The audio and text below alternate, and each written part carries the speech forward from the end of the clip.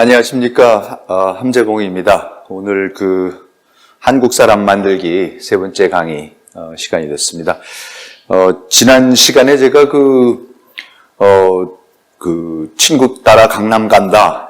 강남이란 게 왜 이렇게 중요하다는 말씀을 이제 드리면서 끝을 냈었는데요. 오늘 또 다시 거기서부터 시작하겠습니다.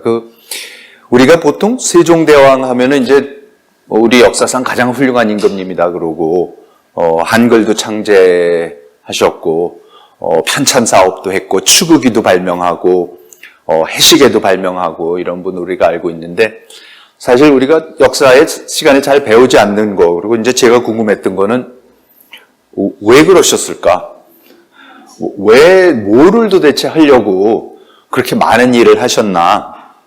한글은 도대체 갑자기 왜 창제하셨고, 추구기는 왜 만드셨고, 물론 다 필요한 것들이고, 지금 와서 보면은, 한글 창제 같은 건 정말 너무 놀랍습니다. 여러분, 혹시, 저는 한글 쓸 때마다 참 세종대왕께 감사드리는 게요.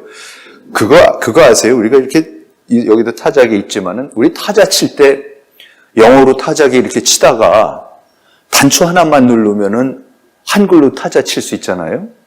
근데 그럴 수 있는 언어가 서양 언어 몇 개 틀고 없습니다.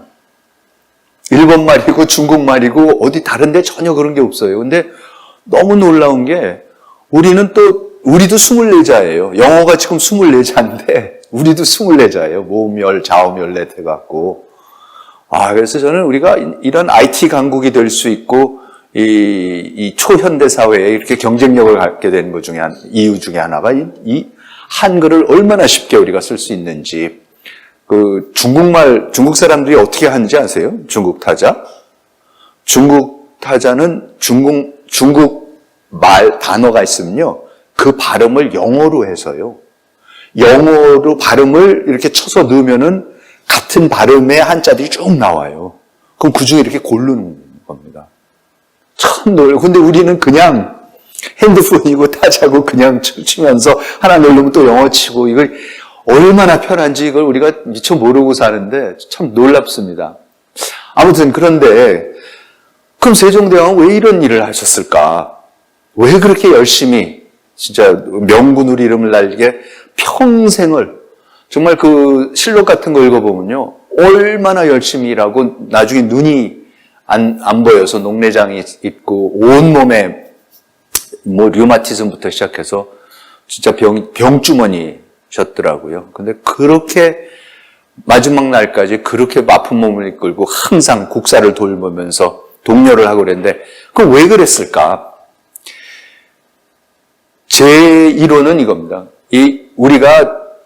지금 우리가 자유민주주의, 자유시장 경제 이런 거를 이제 도입을 해서 미국 같은 나라를 모델로 삼아서 그 나라에서는 기업을 어떻게 하고 법원을 어떻게 하고 이제 이런 것들을 헌법을 어떻게 만들고 의회를 어떻게 운영하고 이런 걸 이제 수없이 우리가 이제 배워오지 않습니까? 그러면서 어떤 선진 문명을 우리도 도입을 빨리 해서 부강한 나라가 되자, 부유한 나라가 되자 이제 이런 걸 하는데 사실 세종대왕도 똑같았습니다. 세종대왕도 그 당시에 미국이라고 할 수 있는 그 당시에 세계 최강대국이고 바로 직전에 산업혁명을 일으켰던 놀라운 산업혁명을 일으켜서 그 당시에 세계 사람들이 보고 야, 어떻게 저렇게 살 수가 있지? 어떻게 저런 경제를 일으킬 수 있지? 어떻게 저런 산업혁명을 일으켜서 저렇게 부유해질 수가 있지 하는 나라가 있었어요. 그게 송나라예요. 근데 그 송나라 거를 따라서 배우자. 우리가 배우자. 그래가지고 송나라 거를 배우려고 했던 겁니다. 거기 이제 생각해보면 우리가 이제 주자학까지 들여오는데 지난 시간에 말씀드린 대로 이제 장가가 든 사람 시집 보내기 시작하고 이제 사당을 만들게 하고 이제 여러 가지 작업도 하셨는데 그게 이제 주자성리학을 이제 들여오기 위해서 했는데 주자성리학도 송나라 거예요. 그러니까 이분은 어쨌든 이 송나라의 그 새 문명을 들여오기로 이제 작정을 하고 하셨는데 송의 문명이 송의 산업혁명이 얼마나 놀라운 것이었는가를 오늘 좀 말씀을 좀 한번 드려보겠습니다. 그리고 그 당시에 고려 사람들, 조선 사람들 그리고 전 세계 사람들이 송나라의 문명에 대해서 얼마나 놀래고 부러워하고 배우려고 했었는지를 말씀을 드리겠습니다. 그래서 우리가 보통 역사 시간에 뭐 송, 원, 명 해갖고 이렇게 명청해서 그냥 대충 그 중국의 그 역대 왕조들을 이름 정도 아는 거고 그냥 대충 흘러갔겠거니 하는데 사실은 이 송나라는 정말 경이로운 현상이었습니다. 그래서 첫 번째가 이제 왜 주자학이었을까를 이제 답하는 데 있어서 주자학이 송나라 거였다. 그리고 특히 이제 이 강남, 전 참 이것도 이상합니다. 이 부분 얘기할 때 우리나라도 이 강남 하면서 강남 개발이 우리 그 대한민국의 발전의 어떤 상징 가치도 있고 아직도 강남이 부의 상징인데 한국 내에서도 이 중국의 강남이라는 거 정말 전 세계적으로 그 당시에 유명했던 부의 상징이었습니다. 그걸 꼭 강남 했죠. 근데 물론 이제 강남이라는 게 이제 그 양자강의 남쪽입니다. 여기 보시면은 지금 이 지도에 보시면은요, 제가 이렇게 보면 이 노란 부분이 이게 이제 원래는 이 전체가 다 송나라였었는데 이 노란 부분을 여진족 금나라한테 이제 뺏기지 않습니까? 그래서 금나라한테 뺏기면서 이 남쪽의 빨간 부분, 분홍색 부분, 요것만이 이제 남송입니다. 그게 이제 남송이고 주자는 여기에 요쪽 지금 제가 그 빨간 표시해 놓은 거기에서 태어나는 사람입니다. 그러니까 진짜 남쪽 사람이죠. 그런데 여기에 보이는 이 분홍색 부분이 보시면은 지금 위에 황하가 여기에 있는데 요게 이제 쭉 황하가 있습니다. 보통 중국 문명은 황하 유역에서 우리가 났다고 알고 있어요. 그렇게 배우지 않습니까? 그래서 서안, 그러니까 장안, 우리가 삼국지 같은 데서 보면 장안, 뭐 낙양성하고 민요에도 있지만 이런 게 전부 다 황하 유역에 있습니다. 그러니까 원래 중국의 문명은 굉장히 북쪽의 문명이었었죠. 그런데 남송 때 처음으로 중국 문명이 황하 유역에서 강남, 훨씬 밑에는 양자강, 그 사람들이 중국 사람이 장강이라고 하는 그 양자강의 남쪽으로 중국 문명이 밀려 내려가기 시작합니다. 그래서 남송 때가 되면은 지도에서도 보시듯이 완전히 강 남쪽에만 중국 문명이 있게 되는 거죠. 남송 문명이 있게 되는 거죠. 그래서 그때부터 그래서 이게 강남입니다. 그 사람들이 소위 말하는 강남입니다. 그런데 강남이란 얘기가요, 얼마나 우리 그 조선 사람들, 고려 사람들 그 입에도 오르내렸는지 이 기록이 1291년 고려 충렬왕 때의 그 고려사 기록입니다. 여기 보시면 이제 이런 얘기가 나옵니다. 충렬왕 17년 6월에 원나라에서 해도만호 황흥과 장유, 천호 은실과 당세용을 보내 선박 47척에 강남에 쌀 10만 석을 싣고 와서 굶주린 사람들을 진율하게 하였다.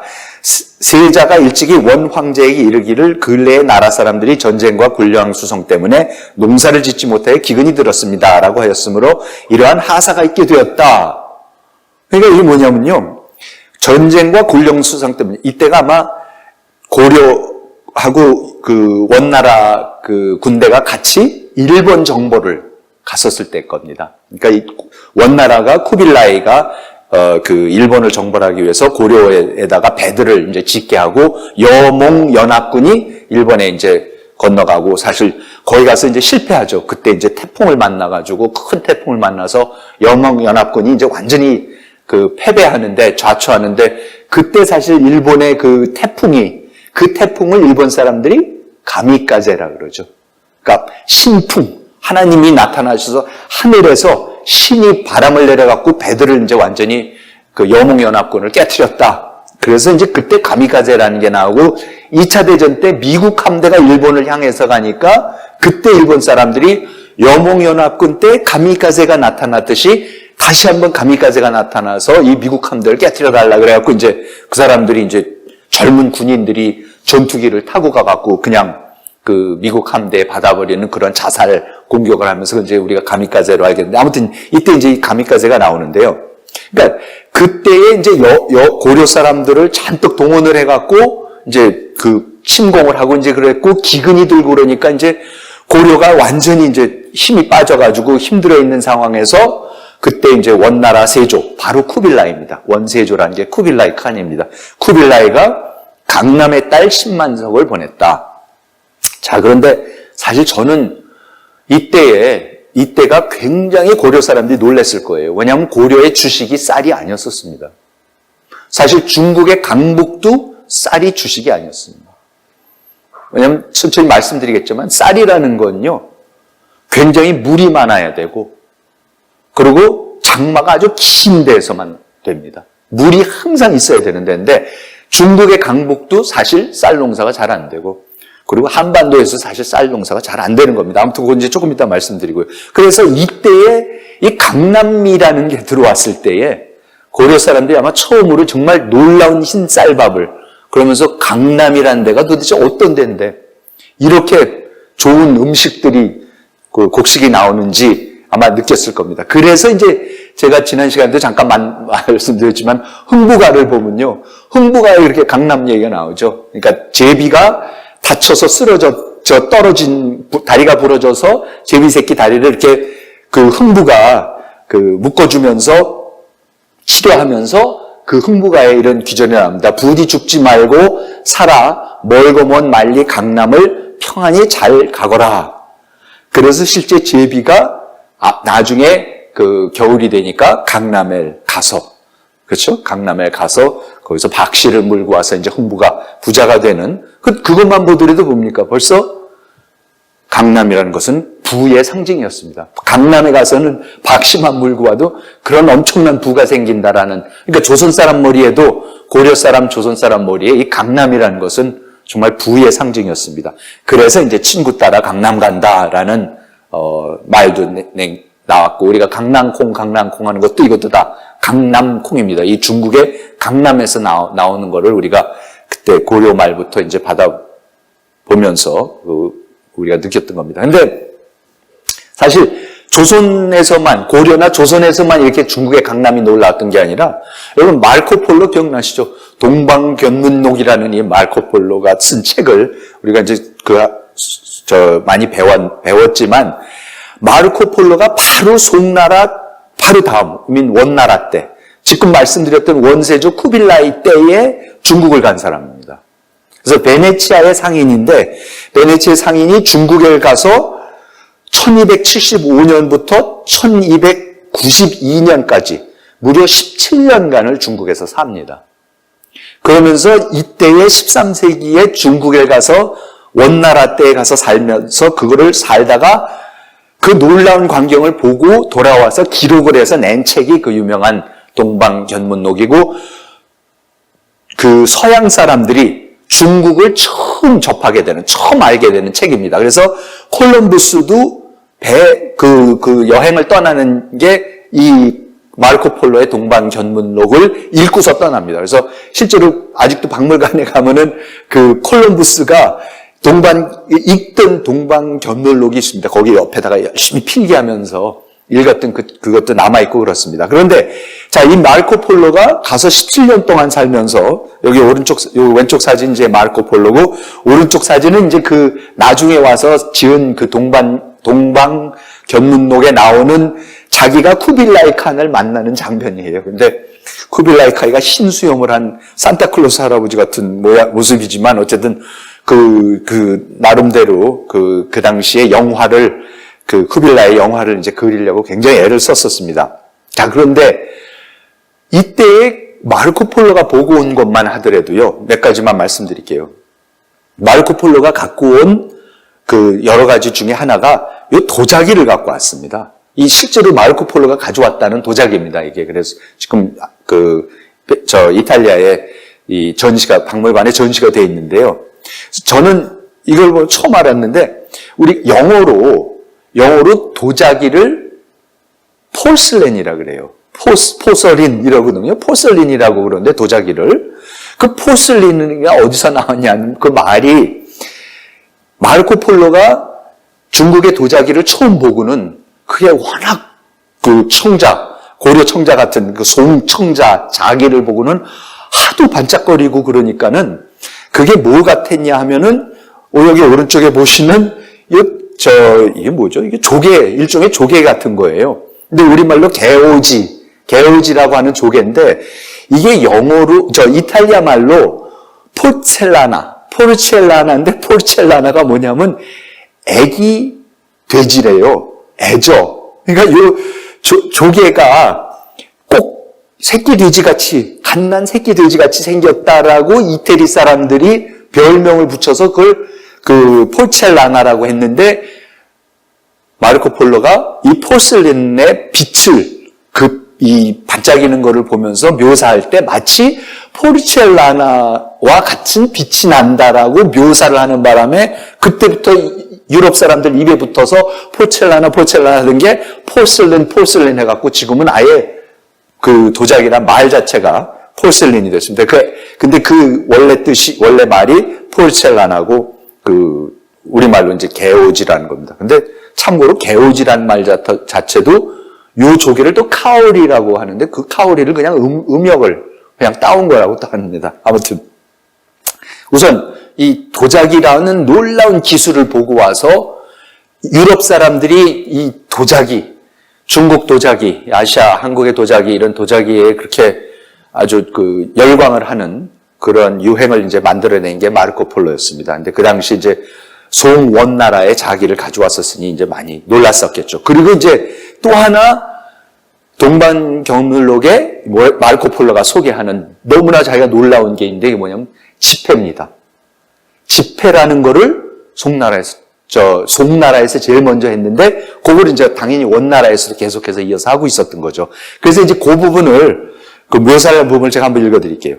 쿠빌라이 칸 원세조는 내가 묘사한 방법, 이 앞에는 이제 이걸 어떤 방법으로 만드는지에 대해서도 자세히 이제 써놨는데, 나무 껍질을 이용해서 이제 하는 거. 근데 어쨌든 그거를 만든 이 종이 조각들로 모든 거래를 한다. 도대체 종이 조각으로 무슨 장사를 하고 물건을 사고 파는데 거래를 한다는 거예요. 그리고 자신의 왕국과 지방과 영토, 그리고 자신의 권력과 주권이 미치는 곳이면 어디에서든지 통용되도록 한다. 그리고 누구든지 이 종이 조각들을 기꺼이 받는다. 왜냐하면 대칸의 영토에 어디를 가든지 통용되고 있기 때문에 모든 거래는 종이 조각으로 이루어지는데 마치 순금의 동전인 것처럼 받아들여진다. 그러니까 도대체가 이해가 안 가는 거죠. 어떻게 동전으로밖에, 그래도 금부치는 아니더라도 아니면 뭐 동이 되더라도 동도 자체적인 가치가 있는 금부치인데, 쇠부치인데, 이 사람들은 자체적으로 아무 가치가 없는 종이 조각을 가지고, 사실 우리도 지금 지폐 쓰고 있지만 자체적으로 아무 가치 없는 종이 조각을 교환을 지금 하고 있는 거거든요. 그래서 그걸 보면서 너무 이제 놀랬던 거죠. 그래서 마치 순금의 동전인 것처럼 받아들인다. 게다가 10베잔트의 가치가 있는 것도 1베잔트보다도 가볍다. 베잔트라는 게 이제 그 당시 유럽에서 쓰던, 특히 동유럽에서 쓰던 돈의 가치 단위인데, 비잔티움이라는 동로마 제국 비잔티움이란 말에서 나와서 베잔트가 동전 단위였는데, 마치 요 종이 조각 하나가 자기네 10베잔트보다도 더 가치가 있고 당연히 가볍고, 그러면서 굉장히 이제 놀란 기록을 해놨습니다. 그리고 또 하나 아까 놀라는 게요, 석탄을 사용합니다. 이게 굉장히 중요한 부분이고, 석탄 같은 게 사실은 석탄이라는 걸 중국에서 제일 먼저 우선 이 용광로를 만드는데, 그러니까 우리가 도자기라는 게 중국의 도자기가 가능해졌던 게 이 석탄을 떼서 훨씬 강한 열이 나오기 때문에 되고, 그 다음에 이제 조금 이따 말씀드리겠지만 철강 제조를 갖다 중국 송나라에서 하게 되는 할 수 있는 것도 이 석탄을 떼기 시작하고, 그 당시에 항주에 있는 모든 집집마다 석탄을 뗐답니다. 난방을 하기 위해서. 근데 이제 이 부분에 대해서 이제 마르코 폴로가 또 쓴 겁니다. 이 지방에는 산의 광맥에서 파내는 일종의 흑색 돌이 있다. 불을 붙이면 숯같이 타는데 나무보다 훨씬 불이 오래 간다. 밤에도 계속 피우면 아침이 되어도 여전히 타고 있다. 이 돌들은 처음에 불을 붙일 때를 제외하고는 불꽃이 일지 않지만 타는 동안에는 상당한 열을 발산한다. 물론 이 나라에는 나무가 부족한 것은 결코 아니다. 그렇지만 너무나 인구가 많고 늘 불을 떼고 있는 그들의 난로와 목욕탕은 너무도 많기 때문에 나무로는 그 수요를 충족시킬 수 없을 것이다. 모든 사람들은 일주일에 최소한 3번은 온탕에 가며 겨울에는 할 수만 있다면 매일 간다. 신분이 높거나 부자들은 집에 개인용 욕탕이 있다. 따라서 이처럼 많이 사용한다면 나무는 금방 부족하게 될 것이다. 반면 이 돌들은 무한대로 많이 있으며 그것도 매우 저렴한 가격에 구할 수 있다. 그 석탄을 벌써 떼면서 난방을 하고 도자기를 굽고 이제 철을 만들고 이제 그럽니다.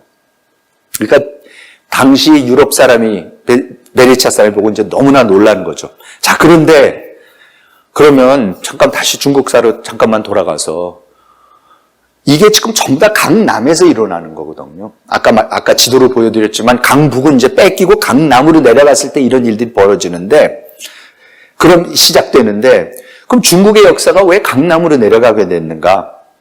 이게 이제 우리가 또 역사 이런 데서 많이 들어보는 이제 양귀비와 이 중국의 강남이 아주 결정적인 중국이 중국 문명이 강남으로 이동하는 데 있어서 양귀비가 아주 결정적인 역할을 합니다. 다름이 아니라 이제 여기 그림 보시면 이게 이제 맨 왼쪽 사진이 양귀비가 이렇게 말에 오르고 있는, 그리고 사람들이 이렇게 부축하고 있는 이제 그 그림이고요. 가운데가 이제 당현종입니다. 당현종이 개원의 치라 그래서 47년간인가 통치를 하면서 당나라가 최고의 영화를 누리는, 그래서 아직도 개원의 치 그래서 그 연호를, 현종의 연호가 그랬는데, 아마 당현종이 나중에 청나라 때 강희제가 60년 통치하기 전까지는 중국 역대 황제 중에서 가장 오래 통치를 했던 사람인데, 이 사람이 그렇게 통치를 잘했는데 말년에 어떻게 됩니까? 말년에 양귀비라는 후궁한테 이제 빠져서 문제가 생기죠. 아주 큰 문제가 생깁니다. 무슨 문제가 생기냐면 양귀비를 이제 그 후궁을 제일 이제 사랑하게 되는데, 이 양귀비가 그 당시에 현종이 그렇게 통치를 잘할 수 있었던 게 그 밑에 굉장히 훌륭한 수상이 있었어요. 그 수상이 계속해서 잘 통치를 해줬기 때문에 그 사람하고 의논하면서 현종이 역사에 남을 훌륭한 통치를 했었는데, 그 재상이 죽은 다음에 그 다음에 재상직을 누구한테 주냐 하면은 이 양귀비의 사촌 오빠한테 줘요. 근데 양귀비 사촌 오빠라는 사람이 전혀 통치를, 이런 나라 국정 운영을 할 줄 모르는 사람이고, 이루 말할 수 없이 부패한 사람이고, 그랬던 사람이라서 이 사람한테 정권이 넘어가면서 점점 이제 흔들리게 되는 거죠. 더군다나 당현종이 그때까지 굉장히 사랑하던 장수가 있었는데 그 사람이 안녹산이라는 사람입니다. 안녹산인데 안로샨이라는데, 로샨이라는 이 사람이 뭐냐면 이란 사람이에요. 이란계 사람입니다. 소그드인이라 그래갖고, 그러니까 당나라가 얼마나 그 당시에 세계적이고 개방적이고 다문화적이었던 그 문명인지 알 수 있는 게, 이란 사람이 와서 당현종의 최고의 장수를 이제 하게 되는 거죠. 그래서 그랬는데 이 안녹산하고 양귀비의 오빠하고 틀어지는 거예요. 그래서 결국은 그렇게 당현종의 사랑을 받고 당현종의 그 영토를 넓히고 하는 정복전쟁에 그렇게 큰 역할을 하던 안녹산이 결국은 양귀비 오빠하고 싸우면서 목숨이 위험한 것 같으니까 달아났다가 지금의 연경 쪽 북쪽으로 달아났다가 결국은 반란을 일으킵니다. 그래서 그 반란이 이 안녹산의 난이라는 반란이 일어났는데 755년에서 763년 왼쪽의 지도를 보시면 이게 이제 당나라의 그 지도입니다. 당나라가 저기 티벳을 넘어서 중앙아시아까지 특히 이제 당태종 때 우리나라 안시성에 쳐들어오는 그 당태종이 이렇게 그 넓은 영토를 확보를 했고 남쪽에는 하이난섬 있는 데까지 월남해까지도 이제 확보를 했었는데 아무튼 안녹산의 난이 일어나면서 요 지도에 잘 보이신지 모르겠지만은 이 오른쪽 지도를 보시면은 여기에 요렇게 제가 지금 그 마커로 보여드리는 게 요게 지금 양자강입니다. 그리고 지금 양자강 북부에 여기에서 이게 지금 빨간 게 정부군이고 파란 게 안녹산군이고 그러니까 7년 동안 강북에서 싸우면서 강북을 완전히 초토화를 시킵니다. 어느 정도로 초토화를 시키냐면요. 스티븐 핑거라고 혹시 읽어보신 분들이 있겠지만 하버드 대학교의 그 유명한 심리학자고 우리나라 말로도 번역도 됐던데 우리 자신의 뭐죠? 더 나은 천사들? Better Angels of Ourselves라고 영어로는 돼 있는데 굉장히 유명한 책인데 그 책에도 나오지만은 안녹산의 난은 인류 역사상 최악의 학살이라고 할 정도로 근데 최악의 학살이라고 할 정도면 놀라운 얘기죠. 우리가 알고 있는 스탈린의 학살도 있고, 모택동의 학살도 있고, 유태인 학살도 있는데, 이 사람의 그 평가에 의하면은 안녹산의 난이 인류 최악의 학살이었습니다. 그런데 하나의 척도는 뭐냐면은 755년 난이 나기 직전에 당나라가 호구조사랑 모든 거를 다 했던 나라입니다. 기가 막힌 기록을 다 남겨놓은 나라입니다. 그 당시에. 근데 그 755년 난이 일어나기 직전에 호구조사에 의하면 인구가 5,291만 9,309명이었고요. 공식적으로. 그리고 세금을 내는 가구 숫자가 891만 4,709 가구가 세금을 냈습니다. 이게 이제 정부의 공식 기록입니다. 그런데 어떻게 됩니까? 9년 후에 안녹산의 난 9년 후에 다시 한번 호구조사를 했더니 인구가 5,200만이었던 인구가 1,690만으로 줄고 세금을 내는 가구 수가 890만, 거의 900만에서 290만으로 줍니다. 그러니까 물론 이게 우선 진짜 그대로 사람들이 다 4천만 명 정도가 죽었다라기보다는 많이 죽기도 엄청나게 많이 죽었지만 우선 기록도 다 없어졌을 거고 전쟁통에 모든 정부 관청들이 다 불타버리고 그러니까 사실 기록 자체도 없어져 버리는 거고 아무튼 그래서 이 안녹산을 겪고 난 그 당나라라는 게 완전히 예전의 당나라가 아닙니다. 그렇게 그 영화를 누리던 당나라가 어떻게 보면 양귀비 때문에 그 경국지색이란 말이 나라가 기울어지게 하는 그 지색이란 말이 진짜 여기 양귀비에 정확하게 저기 되는 겁니다. 자, 그러니까 이 강북으로부터 중국에서 그래도 좀 그 영향력이 있고 돈도 있고 재력도 있고 하여튼 뭐래도 조금 있는 사람은 물론이고 모든 사람들이 어떻게 했습니까? 전부 다 강남으로 도망을 가는 거죠. 강북에서 이 전란이 일어나고 끝난 다음에도 완전히 초토화가 됐으니까 이때부터 중국 문명이 황하 유역의 문명이 갑자기 강남으로 확 내려오기 시작합니다. 그래서 내려오기 시작하면서 처음으로 강남을 개발해야 돼요. 그러니까 여러분들 중국의 강남이라는 건 양자강 밑에는 사실은 아무것도 없었습니다. 송나라 때 처음으로 개발이 되는 겁니다. 그러니까 당나라 때에 처음으로 강남을 본격적으로 점령을 하고 강남 쪽에는 아무것도 없었어요. 그러니까 이렇게 생각하시면 돼요. 여러분 삼국지, 저는 이제 삼국지를 하도 많이 읽어서 삼국지에 보면은 제갈량이 송나라에 가서 총나라로 자꾸 남보를 떠납니다. 남쪽으로 정보를 떠납니다. 그러니까 저기 동쪽으로는 이제 위나라도 있고 오나라도 있고 그러니까 남쪽으로 내려가 갖고 영토를 넓히고 그러려고 자꾸 남보를 여러 번 가죠. 그래서 남보를 뭐 갔다가 근데 남보에 가는 부분이 나오는 장면을 보시면은 항상 이상한 사람들이 나와요, 거기에.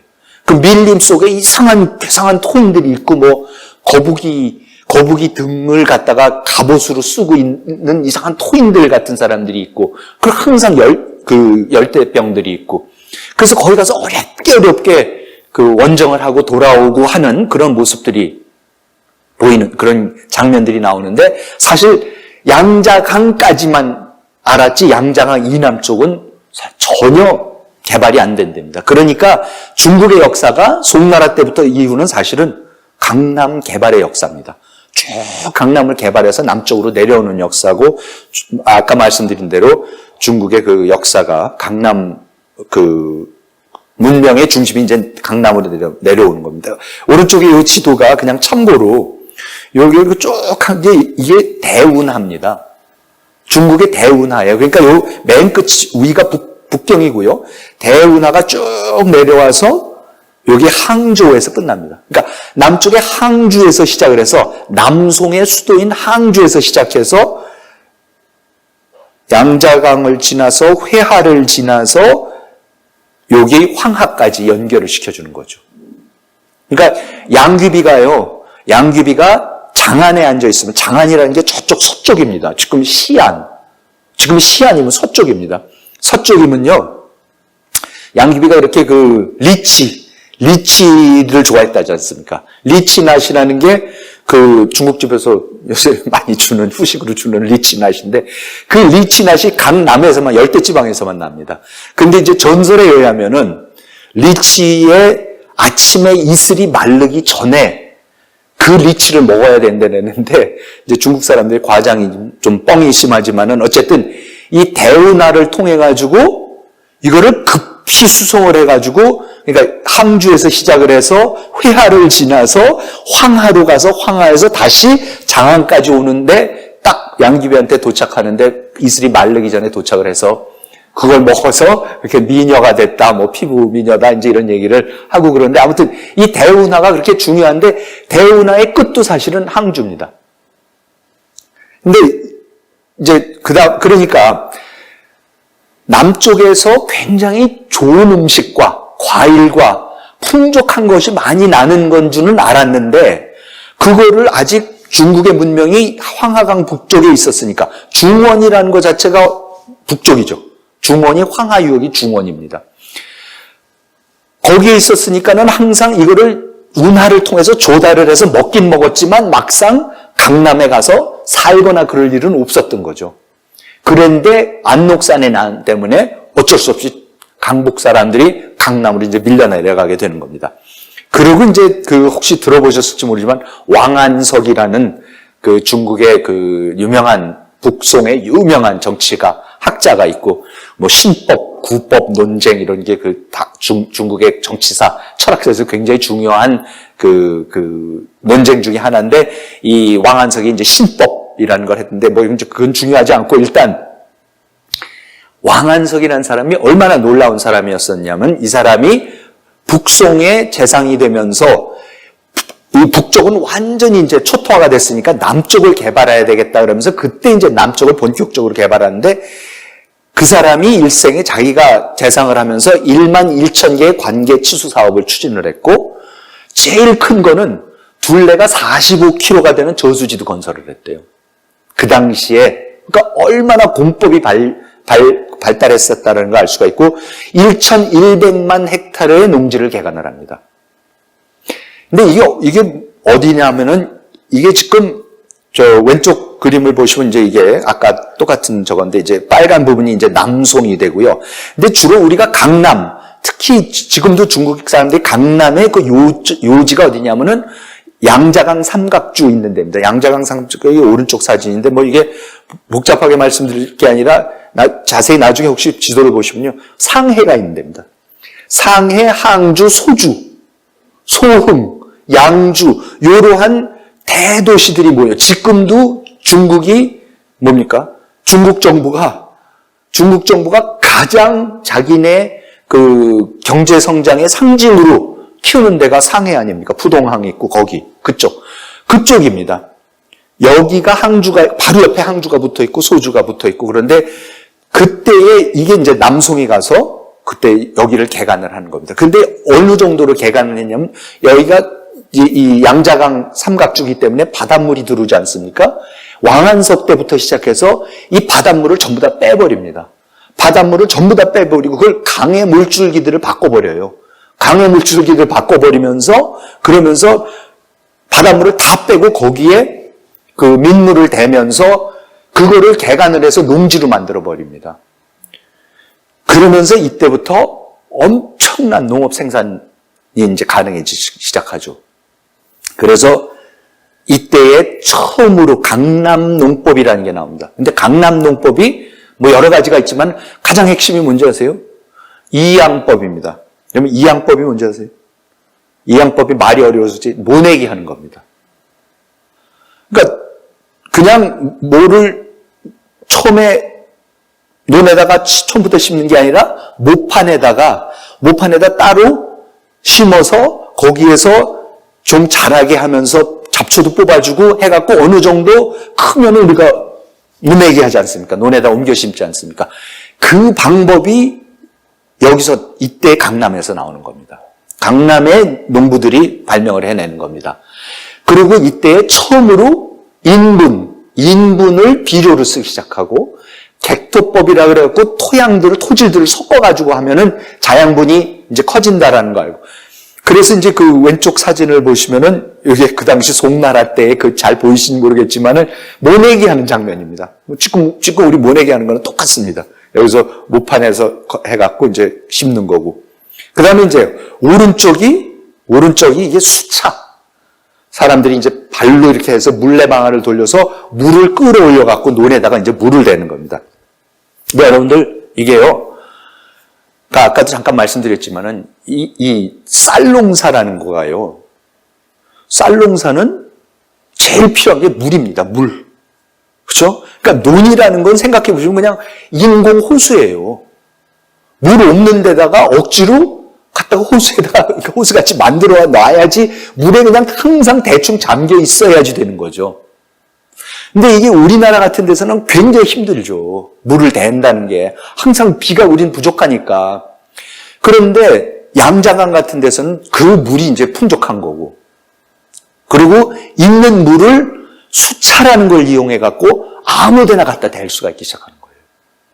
낮은 지역에만 대는 게 아니고 강가에만 대는 게 아니고 저수지 옆에 있어야만 논이 거기 있어야지 물을 대는 게 아니라 수차라는 걸 통해서 산 꼭대기에 있는 데까지도 다 물을 끌어올려갖고 농사를 짓기 시작을 합니다. 그러면서 이때 처음으로 휴환법이라는 게 극복된 거예요. 휴환법이라는 게 뭐냐면요. 농사 한 번 짓고 많은 경우에는 얼마 전까지 많이도 그래요. 한 번 농사 짓고 나면 땅의 기운이 없어지기 때문에 그걸 놀리고 1년이나 2년 놀리고 딴 땅을 또 하고 그리고 또 있다가 이쪽으로 가서 또 쉬었다가 땅이 기운을 좀 차리게 해갖고 중국도 그랬고 조선도 그랬고 어디나 다 휴환법을 썼었습니다. 한꺼번에 농사를 다 지어버리면은 다음 해에 지기가 떨어져서 농사가 안 되는 거죠. 그런데 이때 처음으로 이양법과 그 시비법, 비료 주는 방법 이런 거를 통해 객토법 이러는 걸 통해 가지고 처음으로 휴환법이 극복됩니다. 그러니까 간단히 말씀드리면 그냥 소출량이 배가 돼버리는 거죠. 하루아침에. 왜냐하면 땅을 안 놀려도 되니까 이제는. 계속해서 농사 지으면 되니까. 그래서 이러한 그 당시로서는 최첨단 농법이 나오는 바람에 우리가 이렇게 양자강 유역에 가서 보면은 가끔 이런 사진에도 나오고 요새는 관광도 많이 가고 우리나라에 이제 요새 차밭이 이런 광경이 많이 나오지만 이게 전부 다 뭡니까? 이게 지금 논입니다. 논. 아까 말씀드린 대로 산 꼭대기까지 물을 끌어올려가지고 이런 기층, 층계가 있는 논에다가 물을 대갖고 농사를 짓게 되는 겁니다. 그러니까 이때에 갑자기 최소한 보통 소출량의 2배, 3배. 거기다가 남쪽이 따뜻하니까 양자강유역에는 2모작, 3모작까지 가능해지기 시작합니다. 그러면은 하루아침에 이 생산량이요. 상상을 초월하게 폭발적으로 이제 늘어나기 시작을 합니다. 그래서 이 부귀영화가 어떻게 이어지기 시작하냐면 1085년이 되면 남송 때요. 60억 개의 동전이 유통이 되고 있었답니다. 송나라에. 그래서 너무 동전이 많아가지고 이때부터 벌써 지폐를 세계 최초로 지폐를 사용하게 됐죠.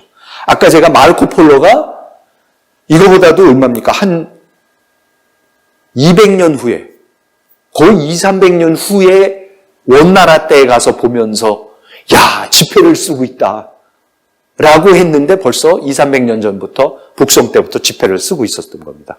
그리고 원나라 사람들이 세계 최초로 나침반을 발명하고 화약을 발명하고 목화를 재배하죠. 목화라는 게 이제 아까 당나라 사진 지도 제가 잠깐 보여드렸지만 여기 왼쪽 사진의 밑에 보시면은 이게 지금 하이난섬 맨 밑에 하이난섬 있지 않습니까? 요즘에 관광 많이들 하이난섬 가고 그러는데 하이난섬이 목화의 원산지예요. 목화라는 게 하이난섬의 특이한 특산품이었었는데 당나라 때에 그 당태종이 하이난섬까지 원정을 가서 거기서 목화라는 게 중국에 퍼지기 시작했고 그게 남송 때 본격적으로 퍼지기 시작하고 그래서 그 목화씨를 문익점이 붓에다가 넣어서 고려시대에 가져와서 우리나라에서 목화 재배가 이루어졌다. 그러니까 얼마나 중국 사람들이 송나라 때도 그때만 하더라도 이거 절대로 가져가면 안 된다. 너무나 특이한 기술이었기 때문에 자기네만 그 따뜻한 옷을 입고 이거 아무한테나 주지 않으려고 했었던 거죠. 그걸 이제 문익점이 가져왔다 이런 얘기지만 아무튼 이때에 목화가 본격적으로 또 재배가 되기 시작하면서 중국이 이런 그 대혁명이라는 거예요. 그러니까 무슨 말씀이냐면요. 목화가 재배한다는 이런 거예요. 쌀이 하도 많이 생산이 되기 때문에 뭡니까? 이제는 모든 사람들이 쌀 농사를 질 필요가 없어요. 그렇죠? 보통은 쌀 농사를 짓는 게 뭐냐면 자기가 먹고 살려고. 그리고 혹시 남는 게 있으면 갖다 파는데 이 북송 남송 때가 되면 벌써 뭐가 됐냐면요. 이 강남농법 때문에 워낙 쌀이 많이 나오니까 쌀 농사하는 사람은 쌀 농사를 해서 그걸 가지고 남는 거를 팔아서 다른 거를 사면 되는 거고 다른 사람들은 도자기만 구워서 쌀 농사 안 짓고 도자기만 구워서 그 도자기를 팔아가지고 쌀을 사서 먹으면 되는 거고 목화 재배할 사람들은 목화만 재배해서 옷을 만들어서 옷만 팔면은 그 옷 판 돈으로 도자기도 사고 곡식도 사서 밥도 사서 먹을 수 있고 이렇게 되니까 뭐가 됩니까?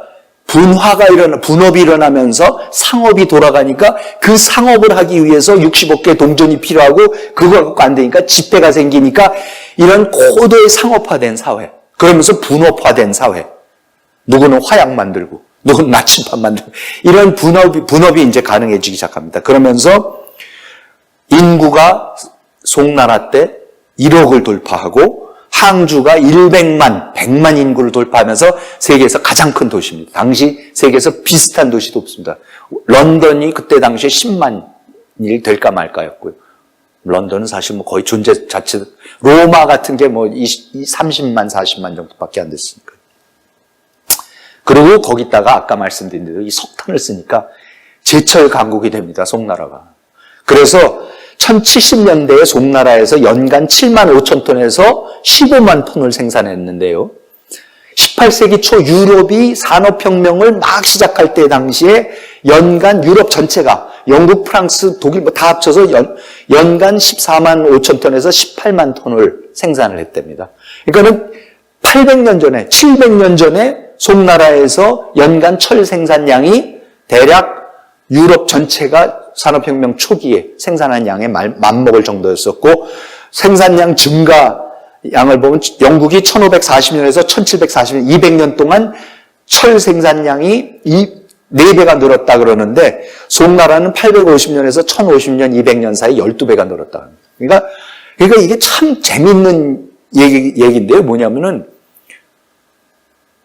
사실 경제사학자들한테 가장 재미있는 미스테리 중에 하나가, 자, 그러면 송나라가 17세기, 18세기, 19세기 유럽의 산업혁명에 맞먹을 정도의 산업화를 다 했어요. 거기서 제철도 나오고 석탄 떼고 하여튼 화폐 경제에서 상업화가 다 이루어지고 분업화 이루어지고 했는데, 왜 중국의 송나라의 산업혁명은 우리가 알고 있는 이런 자본주의 혁명, 산업혁명으로 전 세계적인 산업혁명으로 이어지질 않고 그게 끊어지고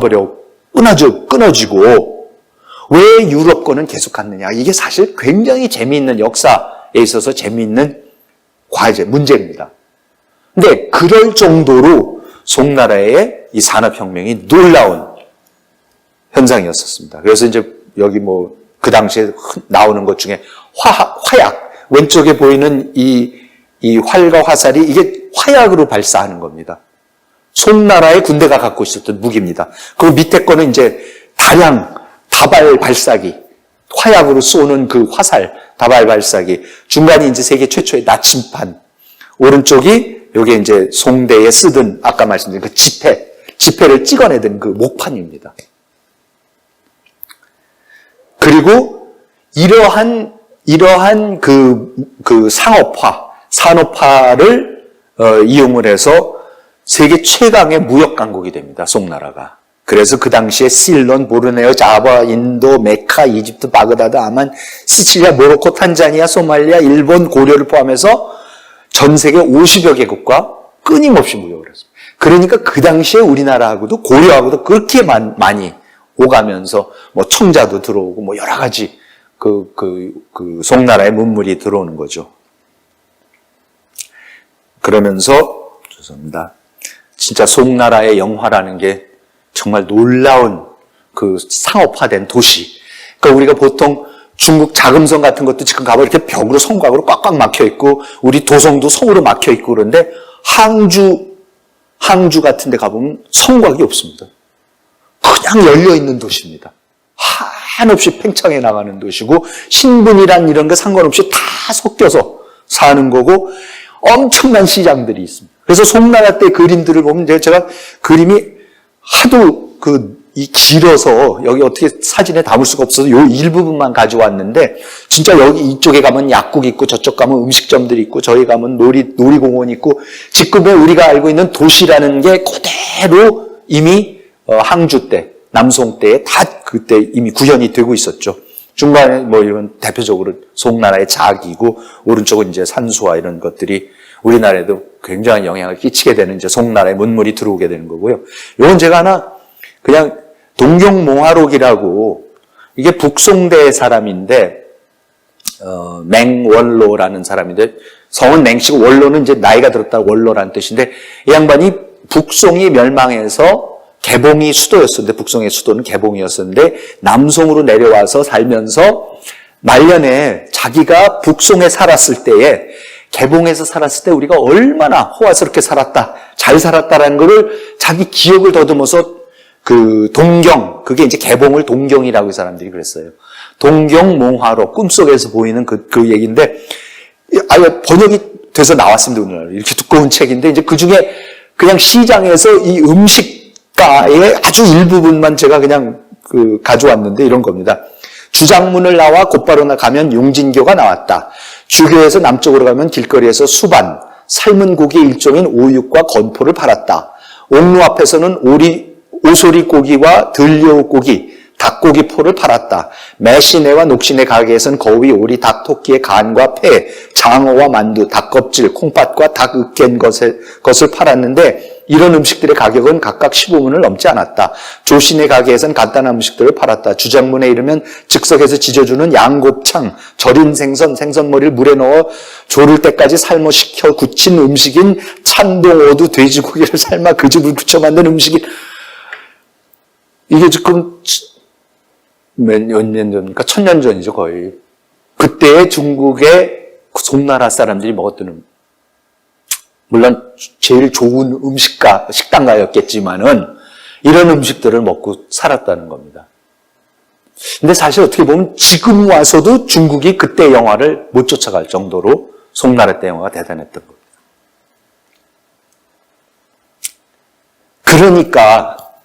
그러니까 이제 고려 사람들이 이미 이걸 봤었죠.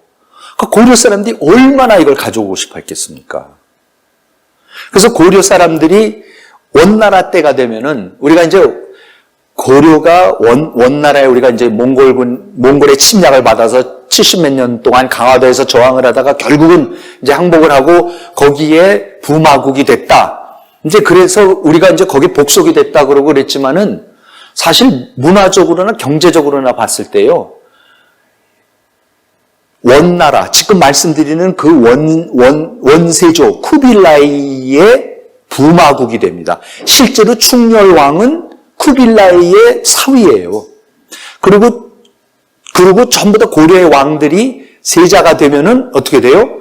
원나라에 가서 연경에서 그 수도 연경에서 같이 중국 황실과 같이 살면서 물론 몽고말을 배우고 중국 모든 것을 다 배우고 중국 황실의 원황실의 황녀와 꼭 결혼을 해서 돌아와서 왕위에 이제 오르게 되는 거죠. 그러니까 저는 이렇게 그 당시에 고려의 왕들은 연경에 가서 10몇 년씩 지낸 사람들도 있으니까 유년기를 다 거기서 지낸 사람들이 많았으니까 거기에 그 세계 최고의 영화를 보고서 고려에 돌아왔을 때 얼마나 답답했을까? 그러니까 사실은 와서 어떻게 해요? 개혁을 해야 된다는 거죠. 빨리 배워야 된다는 거죠, 중국 거를. 그래서 이제 그걸 배우는 데 있어서 이미 고려 말부터 굉장히 중국을 배우려고 하는 거. 그게 곳곳에 사실은 있습니다. 그래서 이게 충수광 1314년에 그러니까 조선이 생기기 아직 한 80년 전이죠. 6월 경인일 찬성사 권보, 상해회도 감사, 이진 삼사사 권한공, 평리 조간, 지밀직, 안우기 등이 성균관에 모여 새로 구입한 서적을 열람하는 한편 경학 시험을 보았다.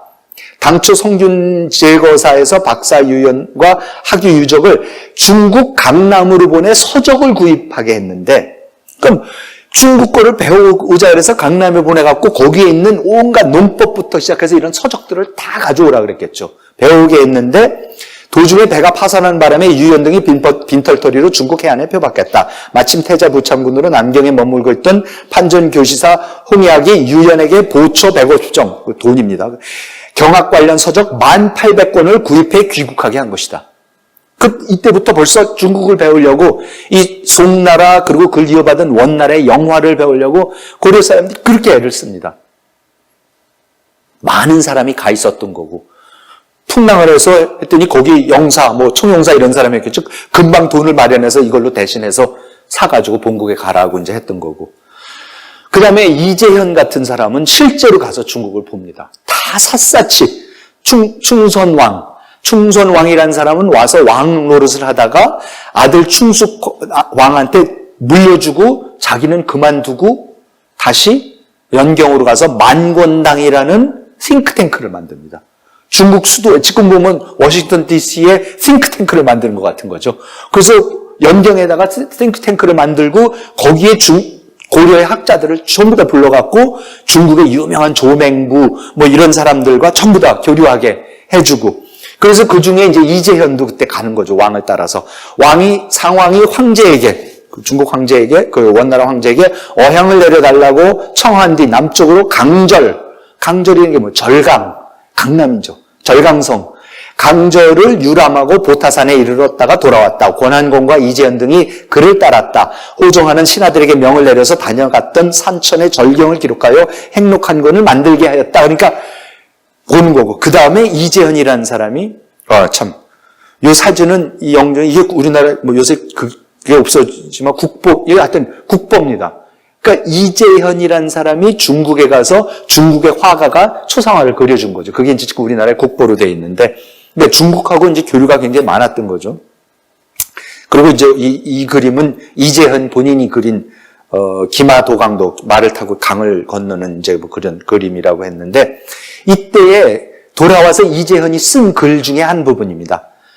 중국을 보고 와서 강남을 지금 보고 와서 고려에 대해서 하는 얘기가 삼한의 땅은, 우리 고려의 땅은 사방에서 주거가 모여드는 곳이 아니라 배와 인력거, 주거, 그러니까 배와 마차 이런 것들이, 그러니까 교통의 요지가 아니라서 물산의 풍요함과 화식의 이익이 없으므로 백성의 생활은 다만 토지의 생산력에 의지할 뿐인데 압록강 이남 지방은 거의 모두 산이므로 매년 갈아먹을 수 있는 기름진 전지가 많지 않다. 그러니까 벌써 고려에는 너무나 우리가 지금 중국에 비해서 살기가 힘들다, 어렵다 하는 얘기를 합니다. 그래서 우리가 이제 고려의 마지막 그 개혁을 시도하던 공민왕 얘기 많이 듣지 않습니까? 그래서 공민왕이 이제 무슨 개혁을 했느냐? 공민왕이 강남농법을 들여오는 겁니다.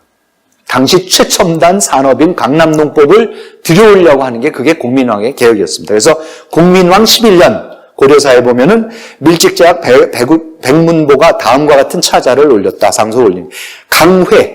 강회라는 게 강남입니다. 그러니까 그 안휘성 있는 그 회하, 그러니까 양자강과 회하 그 사이에 그 지금 말씀드린 양자강 삼각주 있는 강회의 민, 거기 사람들이 농사를 지으면서 홍수와 가뭄 걱정을 하지 않는 것은 수차의 힘을 믿기 때문입니다. 수차가 있기 때문이에요. 그러니까 홍수가 지면 수차로 물을 퍼내면 되는 거고 가뭄이 지면 수차로 물을 부어 넣으면 되는 겁니다. 우리나라 사람들은 물이 괴어있는 논에 농사를 지을 때 용수로 해서 물을 끌어들일 뿐 수차로 물을 대는 법을 알지 못합니다. 그러므로 밭 아래에 한 일도 못 되는 곳에 도랑이 있어도 그저 내려다 보기만 할 뿐 기어 올릴 엄두도 내지 못합니다. 이 때문에 대부분의 논은 물이 괴거나 잡초가 무성한 황폐한 땅이 되었습니다. 거의 수차가 없다는 거예요. 수차 하나가 없다는 겁니다. 그래서 계수관에게 명령을 내려 이 물을 지역의 관리들한테 명령을 내려 수차를 제조하고 그 기술을 민간에 보급하도록 한다면 이야말로 가뭄에 대비하고 황무지를 개간하는 가장 좋은 방책이 될 것입니다.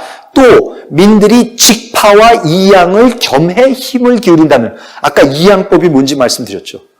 뭘 얘기하는 거예요? 여태까지는 직파, 그냥 직접 갖다 심는 것밖에 없었는데 그건 노동력에 있어서나 생산량에 있어서 이양법에 비할 바가 없이 열악했습니다.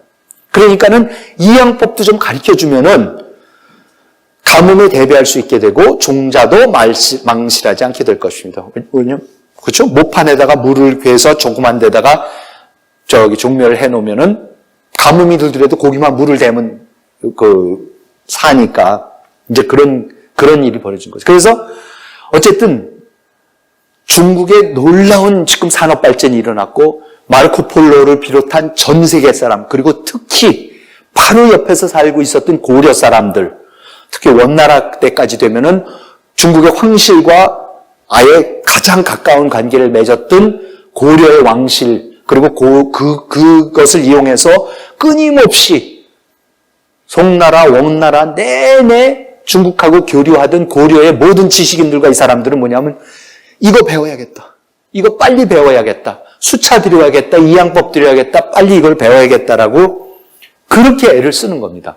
그래서 거듭해서 그때마다 개혁을 하려고 하는데 사실 이 개혁들이 다 실패로 돌아가는 거죠.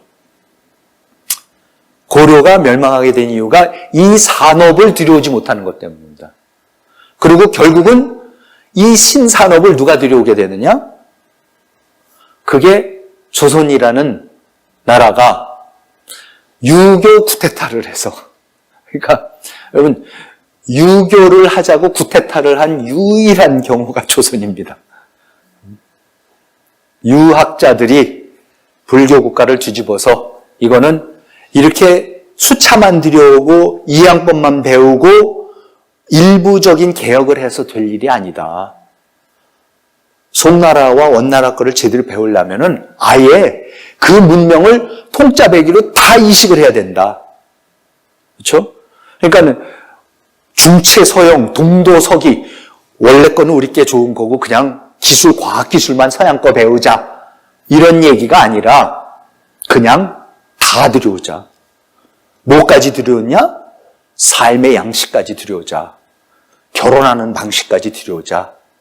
종교까지 이젠 절에 가지 말고 중국 사람들이 하는 이 주자학, 그래서 가묘를 세워가지고 제사를 지내고 이것까지 다 하면서 그래야지 그 시스템을 통짜배기로 들어와야지만 거기에 따라서 경제 제도도 들어오고 그거에 맞는 사회 제도도 들어오고 그거에 맞는 정치 제도도 들어온다. 그러니까 우리가 자본주의 시장 경제를 하려고 그러면 자유민주주의 이 체제가 들어와야지 이게 같이 돌아가는 거죠. 그렇지 않습니까?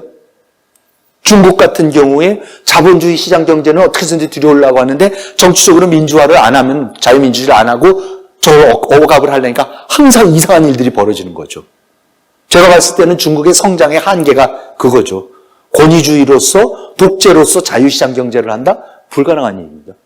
어느 단계 이상은 절대로 안 됩니다. 그런데 고려가 어느 단계까지만 하고 송나라로부터 배우는 거가 원나라로부터 배우는 게 그 다음 단계를 정치적인 개혁, 사회개혁까지 못 가니까 그 다음에는 주자학자들, 이 중국에 가서 배우고 온 이재현 이런 사람들의 제자들인 이색, 그 제자인 포은, 정몽주, 정도전 이런 사람들이 결국은 그냥 과학기술 배워갖고 안 된다. 농법만 배워서는 안 된다. 다 배워오자. 다 배워오려면은 지금 왕조 갖고는 안 된다. 그래갖고 쿠데타를 일으킵니다. 그래서 쿠데타가 일어나면서 조선이라는 나라를 주자성리학에 기반한 나라를 만들고 그리고 이제 세종이라는 사람이 나와가지고 그 주자성리학적인 질서와 제가 다음 시간에 말씀드리겠지만 바로 이 강남농법을 들여오려고 또 얼마나 세종이 애를 쓰는가.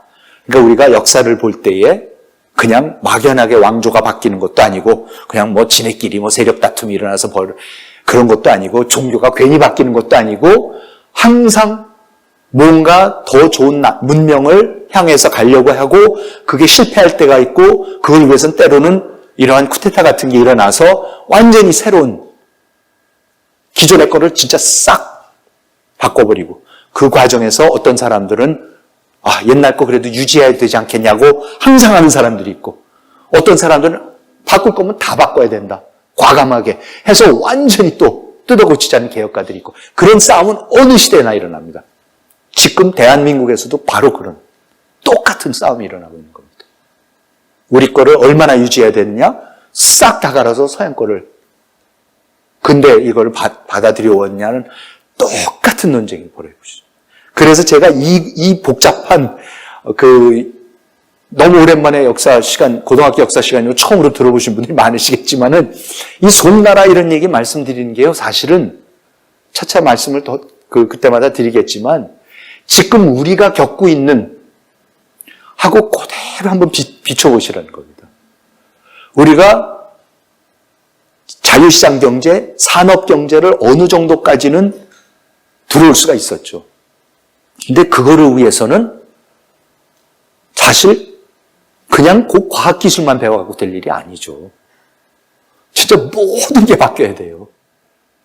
그러니까 그 사람들은 절에 가던 사람들이 이제 제사를 지내게 됐고 장가 가던 사람들이 이제 시집가게 됐고 그런 엄청난 변화를 겪으면서까지 이 새 문명을 새 정치, 경제, 사회, 문화, 철학, 사상을 송두리째 들여와서 더 번영하려고 했던 거고 지금 우리가 지난 100년 동안 벌이고 있는 이 투쟁이 이 노력이 바로 이 서양의 근대 문명이라는 자유민주주의, 자유시장 경제라는 이 문명을 가서 본 수많은 사람들이 보고 와, 어떻게 이럴 수가 있는가?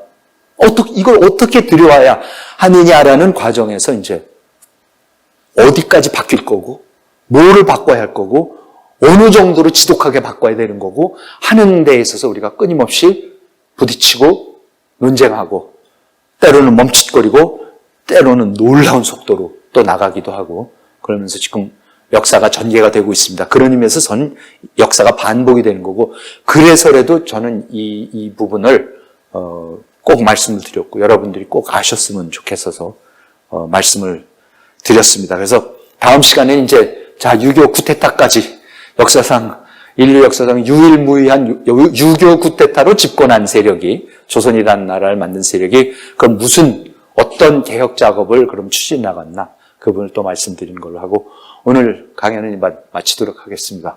감사합니다.